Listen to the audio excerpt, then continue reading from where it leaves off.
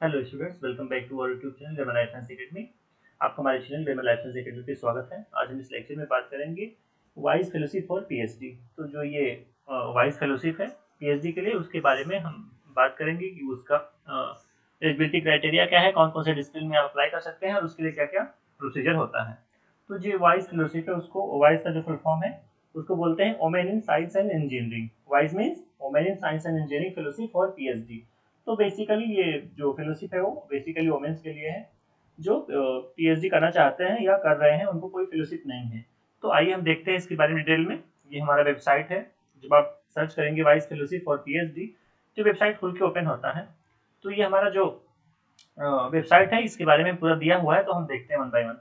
The vice fellowship for PhD, उसको बोलते हैं vice PhD of the Department of Science and Technology (DST) aims to provide opportunity to carry out doctoral research in basic and applied sciences to women scientists and technologists between the age group of 27 to 48 years who want to pursue research in STEM like science, technology, engineering and management field as bench level scientist। तो ये जो PhD fellowship है, वाइस fellowship for PhD, ये DST जो है department of science and technology के द्वारा ये प्रोवाइड किया जाता है जो भी डॉक्टर रिसर्च कर रहे हैं बेसिक साइंस में या अप्लाइड साइंस में, और उनका जो एज ग्रुप है बिटवीन 27 टू 45 ईयर्स का होना चाहिए। तो ये उनके रिसर्च के लिए ये फेलोशिप दी जाती है। तो इनका विजन क्या है? Provide opportunity to women to pursue higher education like PhD through independent project grant. तो जो इनका विजन है वो जो वुमेन्स पीएचडी हायर एजुकेशन में पीएचडी कर रहे हैं उनको प्रमोट करना है, और जो उनका पीएचडी प्रोजेक्ट है वो इंडिपेंडेंट वो खुद अपना हैंडल कर सके और उनको प्रोजेक्ट ग्रांट देने के लिए ये इनका विजन है। ऑब्जेक्टिव्स क्या है? द मेन ऑब्जेक्टिव ऑफ वाइस PhD is to encourage women scientist to conduct doctoral research in science and engineering and to engage them in knowledge dissemination through SSR. तो क्या है कि ये जो इनका ऑब्जेक्टिव है वो ये है कि जो भी वुमेन साइंटिस्ट हैं वो अपना डॉक्टर रिसर्च कंडक्ट कर रहे हैं साइंस एंड इंजीनियरिंग में, उनको प्रमोट करना है और उनको बढ़ावा देना है। मीन्स उनको फैसिलिटी देना है कि ताकि वो अच्छे से रिसर्च कर सकें। टारगेट ग्रुप, इनका टारगेट ग्रुप क्या है? Women have who have postgraduate in basic science, applied sciences or equivalent degree and wish to pursue PhD in basic and applied sciences can apply in WISE PhD program for financial support। तो जो भी women's है वो post graduate either उनका basic science है, applied science है या उसकी इक्विवेलेंट डिग्री है और वो पीएचडी करना चाहते हैं बेसिक साइंसेज या अप्लाइड साइंसेज में, वो अप्लाई कर सकते हैं फॉर वाइस PhD programme for financial support. वो अपने फाइनेंशियल सपोर्ट के लिए पीएचडी प्रोग्राम जो फेलोशिप है वाइस फेलोशिप उसको अप्लाई कर सकते हैं और अपने पीएचडी को परस्यू कर सकते हैं। Women in regular employment are not eligible for this programme. तो जो भी अगर कोई भी वुमेन अगर वो रेगुलर एम्प्लॉयमेंट में है तो इस प्रोग्राम के लिए एलिजिबल नहीं है। मीन्स आपका जॉब है तो आप अप्लाई नहीं कर सकते हैं। साइंटिफिक डिसिप्लिन, आप किसके अंतर्गत जो डिसिप्लिन है उसमें अप्लाई कर सकते हैं। तो ये 5 डिसिप्लिन दिया गया है। लाइक पहला फिजिकल एंड मैथमेटिकल साइंस, कोई भी अगर फिजिक्स या मैथ का है तो अप्लाई कर सकता है। सेकंड केमिकल साइंस वाले अप्लाई कर सकते हैं। लाइफ साइंस वाले अप्लाई कर सकते हैं। Earth and atmospheric science and engineering and technology. Means almost सारे एरिया को कवर किया हुआ है इसमें। तो सारे जो ये डिसिप्लिन है उसमें आप अप्लाई कर सकते हैं। फिर इनकी एलिजिबिलिटी क्राइटेरिया क्या है? Educational qualifications. तो जो ये वाइस पीएचडी फेलोशिप है उसके लिए आपको एजुकेशनल क्वालिफिकेशंस क्या होनी चाहिए?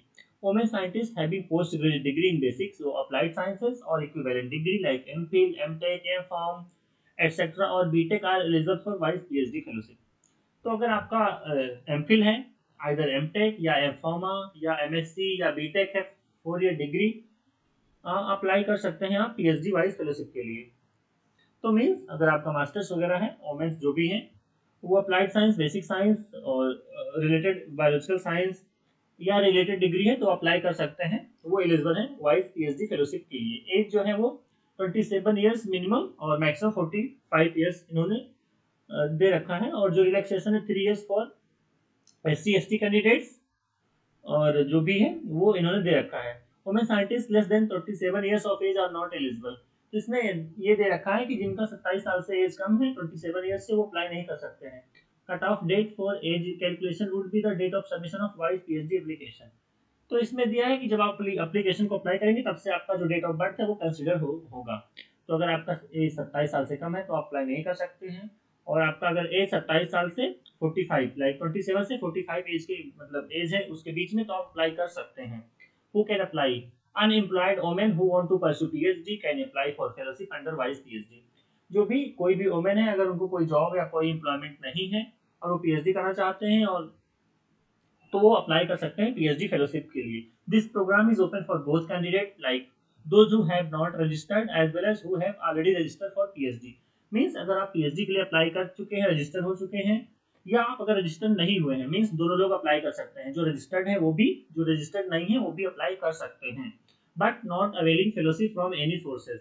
लेकिन आप किसी भी जो फेलोशिप है लाइक डीबीटी, डीएसटी, सीएसआईआर, कोई भी फेलोशिप आप अवेल नहीं कर रहे हो उस टाइम पे, तभी आप इसके लिए अप्लाई कर सकते हैं। Although candidates who have completed 2 years duration in PhD as on the date of application are not eligible। अगर आपका PhD आपने एनरोल कर लिया है और 2 साल हो गया है, तो आप अप्लाई नहीं कर सकते। मीन्स आपका जो PhD फर्स्ट ईयर या सेकेंड ईयर है तभी आप अप्लाई कर सकते हैं। अगर आपका 2 साल पूरा हो गया है तो आप अप्लाई नहीं कर सकते हैं वाइस PhD फेलोशिप के लिए। नेक्स्ट है financial support. This programme provide fellowship of applicant are 31,000 per month along with HRA। तो ये जो प्रोग्राम है वो मतलब ये फाइनेंशियल सपोर्ट कितना मिलेगा आपको, स्टाइपेंड 31,000 मिलेगा प्लस HRA मिलेगा ओवरऑल। और रिसर्च ग्रांट जो आपको मिलेगा 1 lakh per year research grant मिलेगा आपको विजिट करने के लिए, लाइक कॉन्फ्रेंस वगैरह अटेंड कर सकते हैं, कुछ भी रिक्वायरमेंट जो भी चीजें आप उसको खरीद सकते हैं। And institutional overhead charges 50 lakh per year, means overall 0.5 lakh, means आपको ये दिया जाएगा 0.5 लाख पर ईयर दिया जाएगा इंस्टीट्यूशंस के लिए, जो भी आपको रिक्वायरमेंट होगा रिसर्च के लिए, तो आपको ये सब दिया जाएगा। ड्यूरेशन जो है वो, the project tenure is up to maximum 5 year duration. तो जो प्रोजेक्ट का टेन्योर है वो मैक्सिमम 5 ईयर्स है, तो उसमें आपको अपना पीएचडी कंप्लीट करना होगा, तो जो प्रोजेक्ट है उसको फिनिश करना होगा। Call for proposal submission, call is open throughout the year. तो जो आपका प्रपोजल, जो ये कॉल है, ये थ्रू आउट पूरे साल ओपन रहता है। अपना मीन्स कभी भी आप अप्लाई कर सकते हैं और प्रपोजल अपना सबमिट कर सकते हैं। और अगर आपका प्रपोजल एक्सेप्ट हो जाता है तो आपको फेलोशिप आप अवेल कर सकते हैं, और जो ये इनका रिसर्च ग्रांट जो भी सारे फाइनेंशियल सपोर्ट्स हैं आप उसके लिए एलिजिबल हो जाते हैं। वेयर टू सबमिट प्रपोजल, तो आप प्रपोजल को कहाँ पे सबमिट करें। वोमेन साइंटिस्ट में सबमिट देयर प्रपोजल एट, ये वेबसाइट इनका है onlinedst.gov.in। तो आप इस पे अपना ये सबमिट कर सकते हैं प्रपोजल और फर्दर प्रोसीड कर सकते हैं। तो ये कुछ गाइडलाइंस है, कंप्लीट गाइडलाइंस जो है रिसर्च प्रोजेक्ट कैसे सबमिट करें और इम्प्लीमेंट करें उसके बारे में थोड़ा हम देख लेते हैं। फॉर वाइस फेलोशिप, तो अगर आप प्रपोजल सबमिट करते हैं उसको कैसे हैंडल करना है उसके बारे में हम बात करते हैं। तो ये जो भी है डॉक्यूमेंट्स वगैरह वो आपको क्या क्या लगेंगे वो भी हम इसके बारे में बात करेंगे। ये डीएसटी के द्वारा स्कीम चलाई गई है। तो जो डिसिप्लिन है मैंने बात कर ही लिया कि physical science, mathematical science, life science, earth science और इंजीनियरिंग साइंस में जितने भी ग्रुप हैं डिसिप्लिन है वो लोग अप्लाई कर सकते हैं, और जिनका एज 27 से 45 ईयर होना चाहिए। उससे कम है या उससे ज़्यादा है तो अप्लाई नहीं कर सकते हैं। टारगेट ग्रुप जिनका ऑलरेडी पीएचडी में एनरोल हो चुका है या एनरोल नहीं है, विद इन सेकेंड ईयर तक अप्लाई कर सकते हैं। वो हमने देखी है सारी बातें कि कौन कौन अप्लाई कर सकता है। एमफिल, एमटेक ये सब अप्लाई कर सकते हैं, बीटेक वाले भी अप्लाई कर सकते हैं, बस उनका एज जो है 27 ईयर होना चाहिए। फिर जो प्रोजेक्ट प्रपोजल है, it is mandatory to work on same scientific problem in PhD and वाइस पीएचडी प्रोजेक्ट। तो ऐसा है कि जो आपका प्रोजेक्ट प्रपोजल होना चाहिए जो आप सबमिट करेंगे, और जो आपका पीएचडी थीसिस का पार्ट है, दोनों लाइक जो वाइस पीएचडी प्रोजेक्ट है और आपका पीएचडी प्रोजेक्ट है वो सेम होना चाहिए, और आपको वही हैंडल करना है। ये नहीं कि आप पीएचडी वाइस में प्रोजेक्ट में अलग अप्लाई किए और पीएचडी जो आपका ये थीसिस है वो अलग आप कर रहे हैं, दोनों सेम होना चाहिए। तो हु कैन अप्लाई, जो भी पीएचडी वोमेंस हैं अनएम्प्लॉयमेंट है वो अप्लाई कर सकते हैं, उनका सेकेंड ईयर में है।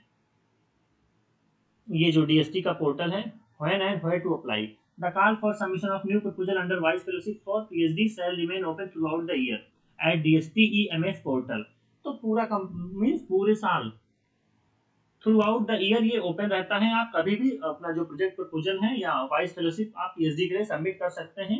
ये इनका जो पोर्टल है डीएसटी का, ऑनलाइन dst.gov.in और dst.gov.in पे आप अपना कॉल जो ये प्रपोजल है उसको सबमिट कर सकते हैं। ये सब दिया गया है पूरा गाइडलाइंस कैसे कैसे आपको क्या करना है। Date of commencement of project means आपका जो 5 इयर्स का होगा जनरली प्रोजेक्ट, तो आपको विद इन टाइम ड्यूरेशन में कंप्लीट करना होगा। Pi and investigator scientific mentors, ये आपका मींस कोई भी पीआई होगा जो भी आपको एज अ हेल्प करने में मदद करेगा, प्रोजेक्ट को गाइडलाइंस गाइड करेगा। The department will have no liability व्हाटएवर सो for the PI after completion of project duration. तो अगर आपका प्रोजेक्ट ड्यूरेशन कंप्लीट हो जाता है तो कोई भी जो इंस्टीट्यूट है, डिपार्टमेंट, तो उसमें कोई भी मीन्स लायबिलिटी कुछ भी उसमें वो नहीं कर सकता है छेड़खानी। ठीक, एज पर DST new scientific social responsibility guidelines, ये आपको करना होगा। ऐसे सारी एक्टिविटी भी करनी होती है, मीन्स आपको कोई भी कॉन्फ्रेंस ऑर्गेनाइज कराना है या स्टूडेंट इंटर्नशिप करानी है, ट्रेनिंग कराना है, वर्कशॉप कराना है, अगर आपको फेलोशिप मिलती है तो। फिर नेक्स्ट है होस्ट इंस्टीट्यूशंस। होस्ट जो भी आप जिस डिपार्टमेंट में अप्लाई किए पीएचडी के लिए, वो इंस्टीट्यूट आपको होस्ट करेगा, मेंटेन करेगा। This information will be made available to DST and when required. जो भी अब ये डीएसटी को आपको इन्फॉर्मेशन देना होगा, जो भी होस्ट इंस्टीट्यूट होगा, जब भी वो मांगेंगे या जब भी रिक्वायरमेंट होगा। फिर नेक्स्ट है लीव। तो इसमें कुछ कैजुअल लीव भी होती है, मैटरनिटी लीव, ये सब आप ले सकते हैं, जो भी इसका गाइडलाइंस है। ये कंप्लीट ये 15 डेज 30 डेज। तो जो ये आपका लीव है वो 15 से 30 दिन तक आप ले सकते हैं। और change of host institution, the change of host institute will not be allowed under any circumstances. The transfer of project to other institution is allowed only in rare circumstances on the recommendation of subject matter committee. तो ये है कि अगर आप कहीं भी जिस institute में पीएचडी अप्लाई करते हैं और अगर आपका वाइस पीएचडी फेलोशिप हो जाता है तो आप अवेल कर सकते हैं। अगर आप होस्ट इंस्टीट्यूशंस को चेंज कर रहे हैं, एक दूसरे आईआईटी में या दूसरे इंस्टीट्यूट में जा रहे हैं, तो जल्दी वो आपका ये अलाउड नहीं होता है। बहुत रेयर केस में अलाउ होगा, जब सब्जेक्ट एक्सपर्ट कमेटी जो भी होगी वो अगर आपको रिकमेंड करती है तभी आप अपना जो फेलोशिप है वो ट्रांसफर कर सकते हैं, जो पीएचडी वाइज फेलोशिप है। मेंटर चेंज, तो ये आपको एनओसी वगैरह देना होगा डीएसटी को अगर आप मेंटर चेंज करते हैं।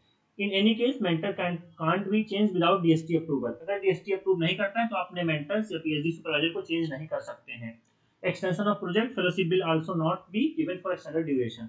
आपका जो प्रोजेक्ट है वो 6 मंथ एक्सटेंड हो सकता है without any fellowship, means fellowship नहीं दिया जाएगा आपको, 5 साल ही फेलोशिप दिया जाएगा, तो आपको विद इन टाइम लिमिट में कंप्लीट करना होगा। सारे डॉक्यूमेंट इसमें दिए गए हैं, आपको हार्ड कॉपी वगैरह सब कुछ आपको ये देना होगा, sorry soft copy online portal पे अपलोड करना होगा, कोई हार्ड कॉपी सबमिट नहीं करनी है, उसे वेरिफिकेशन कर लेंगे ऑनलाइन। फिर नेक्स्ट जो है ये प्रोग्रेस एंड इवेल्युएशन मॉनिटरिंग होता रहता है। अलग अलग जो कमेटीज होती हैं वो आपका प्रोग्रेस, जो भी प्रोजेक्ट का प्रोग्रेस वगैरह चेक किया जाएगा और फर्दर आपका फेलोशिप कंटिन्यू किया जाएगा। तो ये सारी चीज़ें हैं, आपको गाइडलाइंस वगैरह देख लेनी होंगी।